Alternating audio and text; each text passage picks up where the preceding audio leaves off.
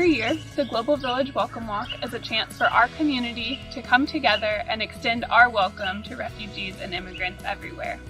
Our 8th annual Welcome Walk will take place during the week of November 22nd to the 28th, 2020.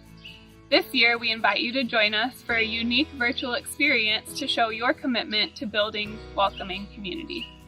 GVP's 47 current students represent the many newcomers we welcome to our country. Join us in honoring these young women and celebrating the power of inclusive community by participating in our 3 Welcome Walk challenges. 1. Support by donating $47 or becoming a fundraiser to help fund equitable, empowering education for refugee learners. 2. Share with 47 by spreading GVP's story of welcome to your friends, family, and members of your extended network. 3. Move for 47 minutes by walking, running, or biking during the week of November 22nd to 28th in your own neighborhood or on our designated route in Clarkston. And finally, tune in to our media channels for a week of virtual celebration, culminating on Saturday, November 28th.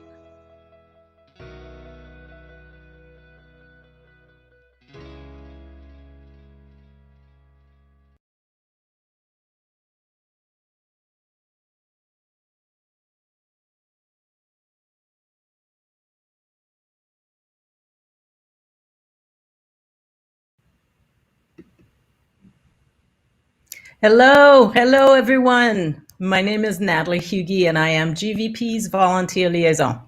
We're glad you're tuning in for our Welcome Walk Kickoff Keynote tonight. Obviously this year, the 2020 Welcome Walk has gone virtual, and while we miss being with each other in person for one of our favorite annual events, the GVP team has also had lots of fun planning a unique celebration for this entire week. Our goal has been to ensure that our whole community can still come together and extend our welcome to refugees and immigrants everywhere. We know this holiday week will look different for many of us, so we've scheduled stories and virtual activities all week long that we hope bring you joy and a sense of connection as we show the world that we believe in the importance of creating a welcoming community. So all week long, expect to hear voices from GVP alumna, students, friends, partners, and staff as we talk about welcome. To kick us off, we're excited to listen as Elizabeth Elango Bintliff, GVP's new CEO and head of school, shares a story from her own life when she's experienced the power and impact of welcoming, inclusion, and sisterhood. Afterwards, GVP students have prepared questions for Elizabeth that she'll be answering during a live Q&A. Thank you again so much for joining us, and please enjoy as Elizabeth shares her story with us.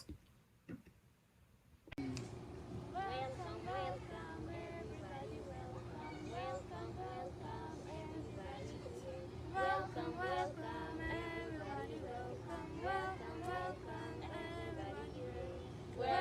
everybody, welcome everybody here. Welcome everybody, welcome everybody here. Welcome everybody, welcome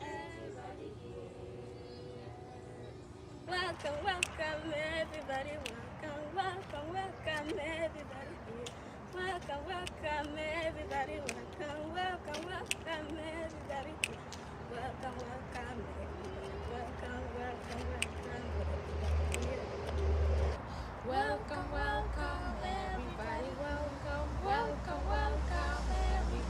here. Welcome everybody, welcome everybody here. Welcome everybody, welcome everybody here.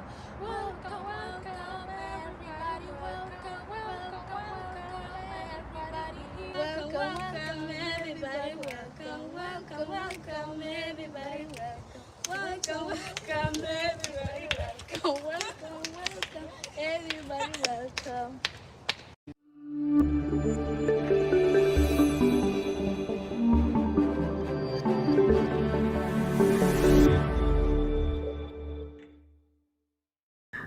Hello everybody, my name is Elizabeth Bintliff. I am the CEO of Global Village Project. I'm really happy to welcome everybody to our Welcome Walk this year.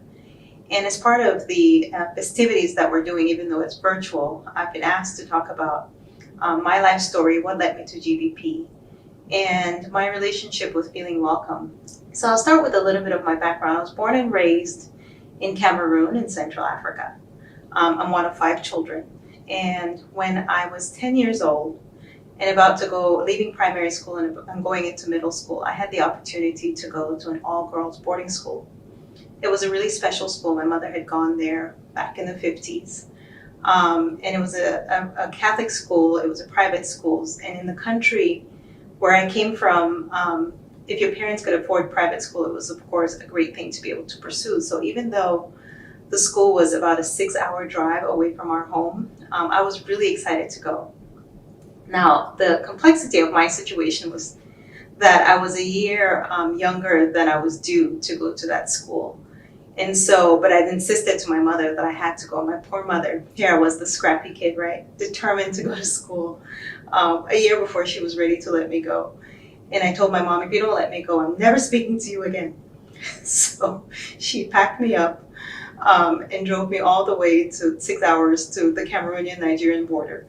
And school had started already. And back then, a lot of young people won't remember this, but back then, you know, the rosters were typed on typewriters. And once that was done, it wasn't like computer days. Once that was done, it was done. It was nearly impossible to go back and change them, add anything, take anything out.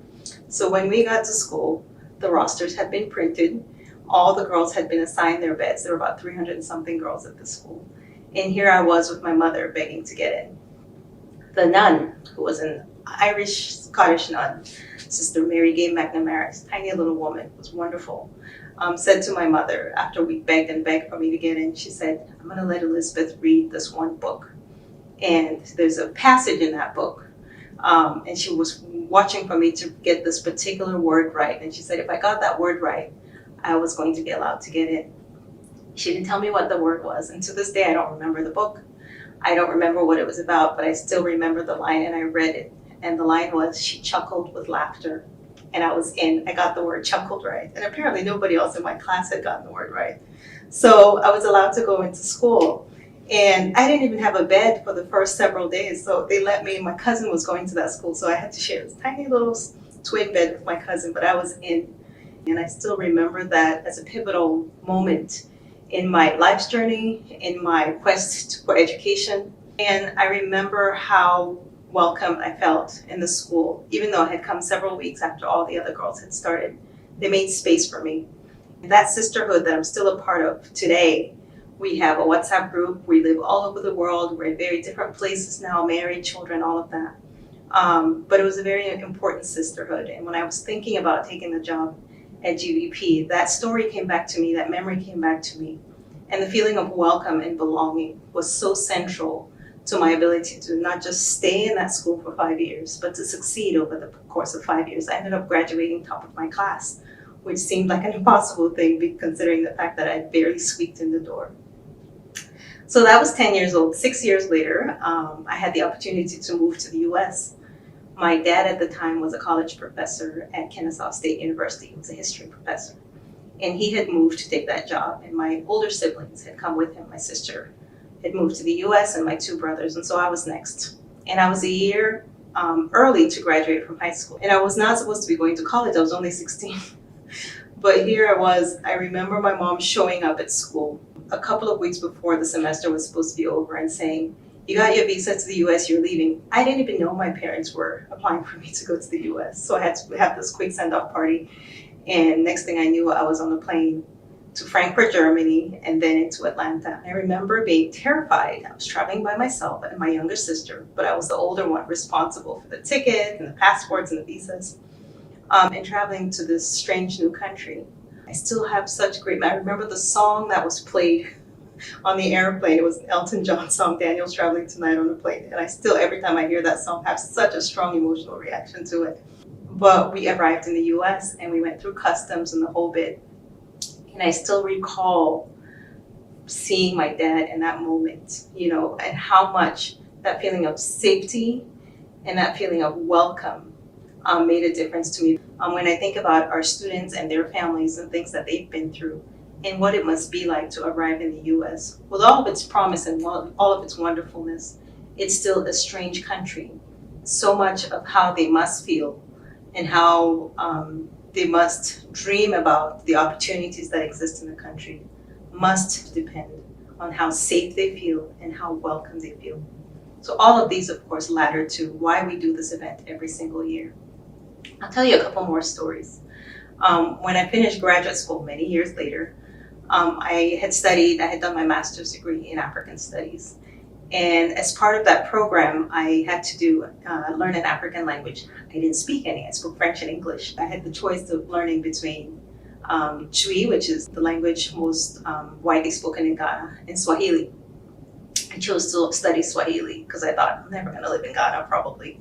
Of course, that didn't turn out the way I expected, but I learned Swahili.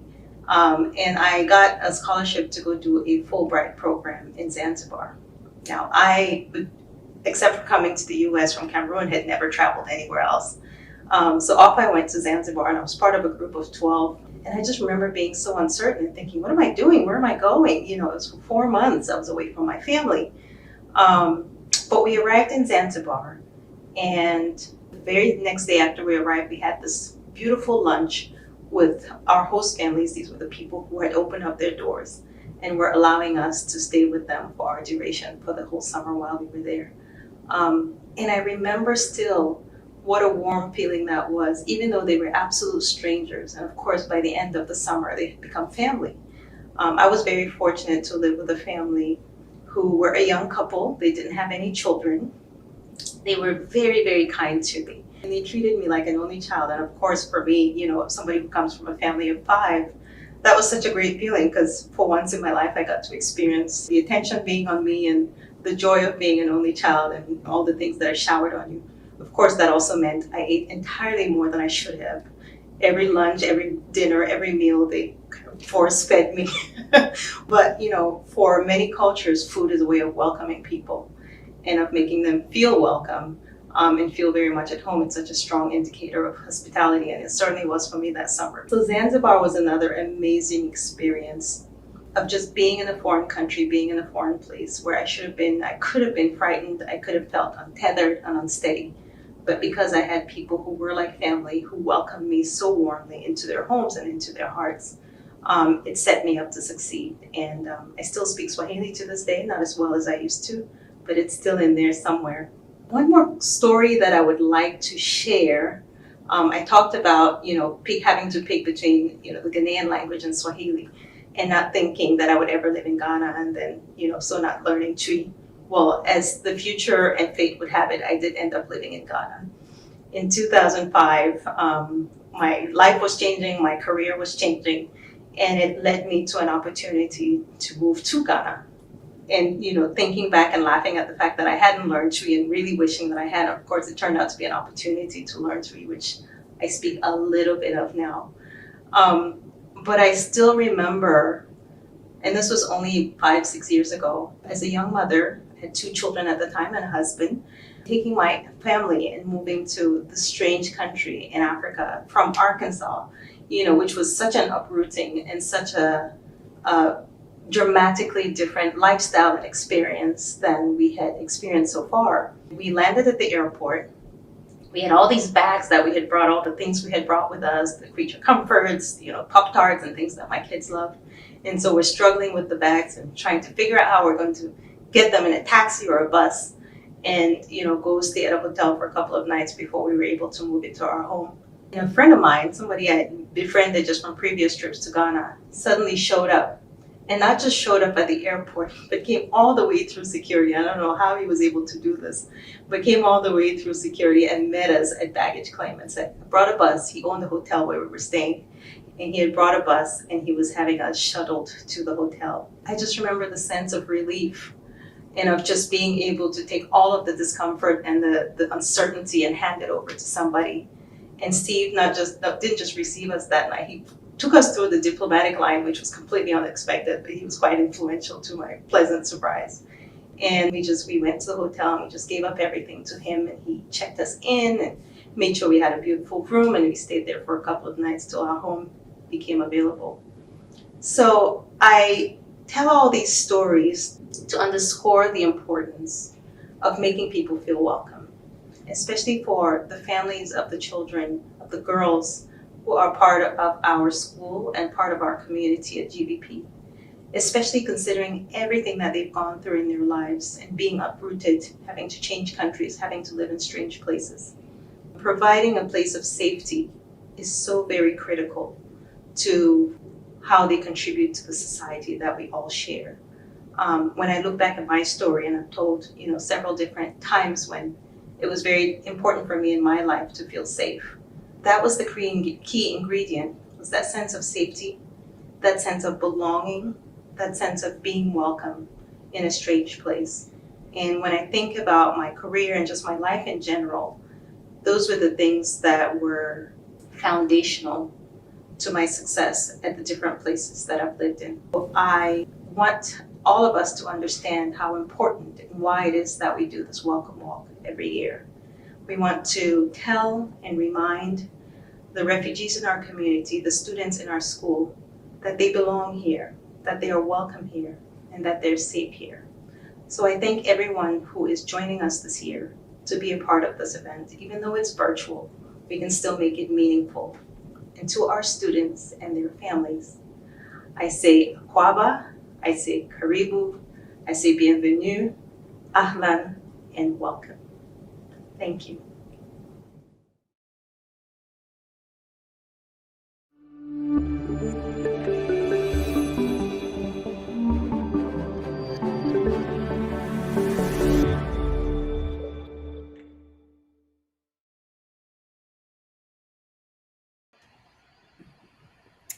Thank you so much, Elizabeth, for sharing your story with our community. Our students enjoyed hearing from you, and I know they were inspired by you and your stories. Here are some questions that our graduating class had after speaking with you.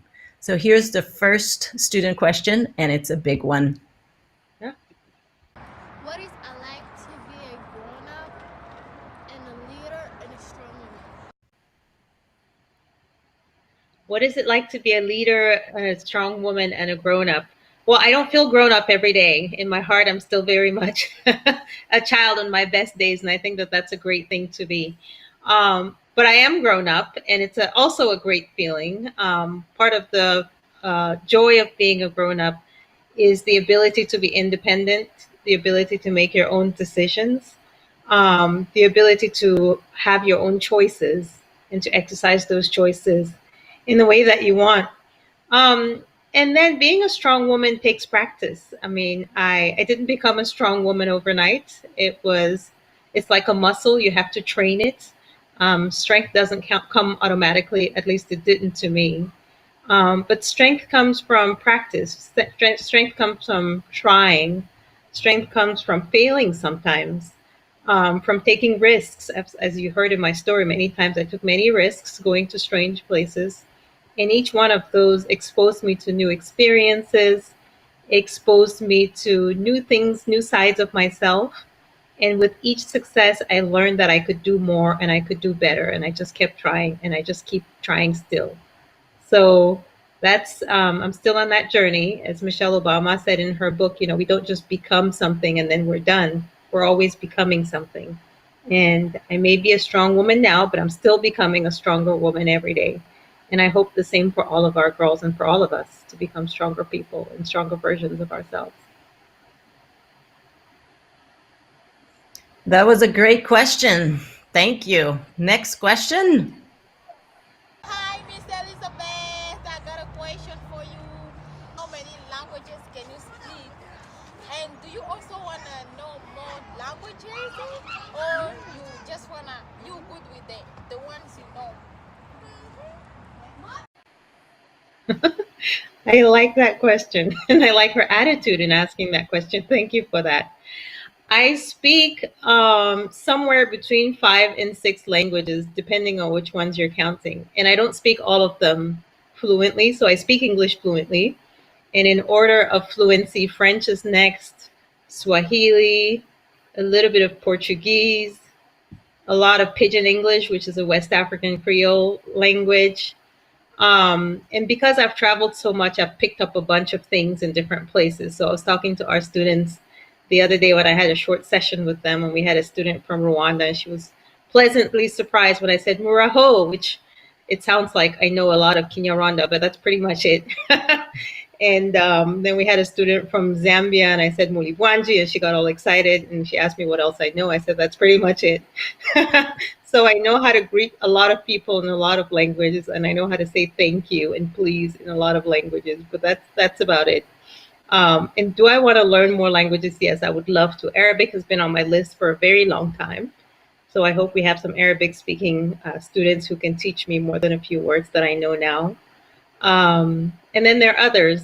I don't know yet what all I want to learn, but I'm open to learning. And I hope that our students will be part of my learning journey as we learn from each other and teach each other. So I'm looking forward to that when we're finally back on campus together. Thank you. We are all lifelong learners, are we not? We are indeed. Exactly. So let's see. What is the next question? Hi, Miss Elizabeth. So the question is, in the countries you migrated to, did you learn traditional dances, or you want to learn new dances? I have this thing that I say that nobody dances alone in my presence. I love to dance. I have pictures of me dancing in just about every country that I've ever been to. I've learned a lot of dances, mostly not very good at them, but that doesn't stop me. I just like to express my joy through dance. So yes, I do know a lot of traditional, well, I wouldn't say I know a lot of traditional dances, but I have danced a lot of traditional dances, my own interpretation of them at least. And I would love to do more. One other thing that I am hoping to do with the students and with all of our team when we're back on campus is to dance. And I hope that when this pandemic is over and it is safe for us to be around each other, we do a heck of a lot of dancing and just never stop and celebrate the joy of being together. So that's one of my big things to look forward to. I love that, although I'm not a very good dancer. I don't Who think has that's another? good. Do it. I'm game. I'm game. So who has another question for Elizabeth? Hi, Miss Elizabeth. I have a few questions for you. My first question is, why is it important to have different women, different color women in the White House? And what important women did you met in Africa?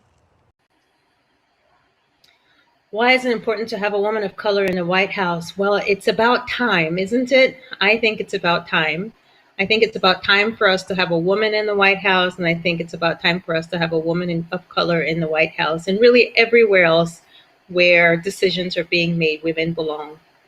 That's one of my big hopes for our students, and all of our big hopes for our students, is to aspire for greater things and to become do greater things with their lives. And because we know that it's possible for so many of us, I think our lives are testimonies of just what's possible, because we probably couldn't have imagined the lives that we now lead. I think it's very important that young girls see a woman of color in the White House. I know the moment that that was announced and that the election became official, that was one of the things that I celebrated with my daughters, was just wanting them to have that image, because they often say you can't become what you don't see, and that's not always true, because we sometimes become and defy the odds, but it's easier to become something when you see other people have done it. It's easier to walk a path that has been beaten by the footsteps of people who've walked before it. So that's one of the reasons we celebrate that.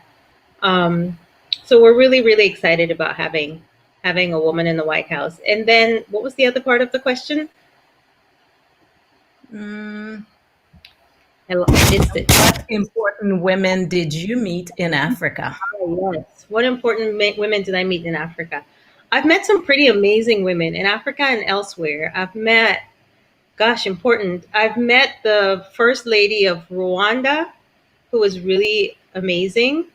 I have met the First Lady of Zambia. I got to spend a day with her at the Zambian State House, the presidency, with her and a bunch of our students at my last job. And that was a really great day. For the same reason that I just talked about, it was great for our students to be able, this was a group of students who were differently able. So really great opportunity for them to be able to get a sense of importance and of value by being around the First Lady. And I just have such great memories of that. But I also say, importance is not just about having an important title or political title. It's about having value and giving value to the people around you. So, by that definition, I'd say, just about every woman that I've met has been powerful and important in her own way if she's making a change in her community. And I hope that our students hear that when I say that, and that they don't just think that they need to have an important title to be powerful or to contribute in a way, right?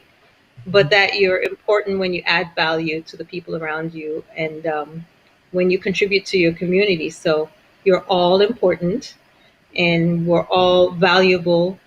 And as long as we're all doing things that are in service to our community and our families and our countries. So that's why we do what we do at GVP. That was really an important question. Thank you so much, Elizabeth. I think we have time for one more quick question. So we play soccer and we could like for you to join our team because we are losing. We really want you to join our team, please now. I would love to join the soccer team. I played soccer for one semester in high school and I was terrible at it, but I loved it. And I'd like to try again and see if I've gotten any better. That was 100 years ago. But, it's not always about winning. It's about having fun sometimes. So even though you think you're terrible, as long as you're having fun and you're getting out there and you're moving, just keep moving and keep doing the thing that you enjoy. But I would love it one day when it's safe again. That would be a really fun thing to be able to do. So much fun. Was that our last question, Natalie? That was our last question. So Elizabeth, would you like to round us up? I would. That was really great. I loved having that conversation, loved sharing my story. Thank you to all the students who shared their really great questions. For those of you who are following us on the live stream, we're so glad that you tuned in. Before we wrap up, we want to make sure that you know a little bit more about some of the other highlights that are coming this week. So Natalie's going to share that with you.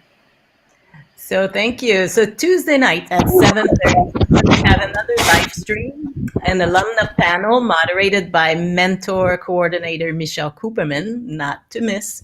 It will feature Eso, Curler, and Kati. Plus tomorrow and Wednesday on Instagram and Facebook, GVP alumna Bertha and Nastejo are doing some social media takeover of GVP stories. And lastly, Saturday, we're excited about the opening of a GVP student art exhibit at Refuge Coffee. GVP girls, past and present, will be the artists in residence at Refuge for the next month. Please plan to stop by at your convenience to enjoy the art, pick up a GVP refugee welcome face mask, and support our friends at Refuge Coffee. Elizabeth? Sounds like a great week. I will definitely be going by, and I really hope everyone else will too. And remember that all week we're doing the Move 47, Share 47, and Support 47 challenges on social media. We're so grateful to everyone who's been supporting GVP by donating to one of our fundraisers. Yesterday, we announced that a donor has challenged our community with a $10,000 matching gift. So right now, all of the donations to any of our Welcome Walk fundraisers are being matched dollar for dollar, which is really exciting as we get closer to hitting our goal.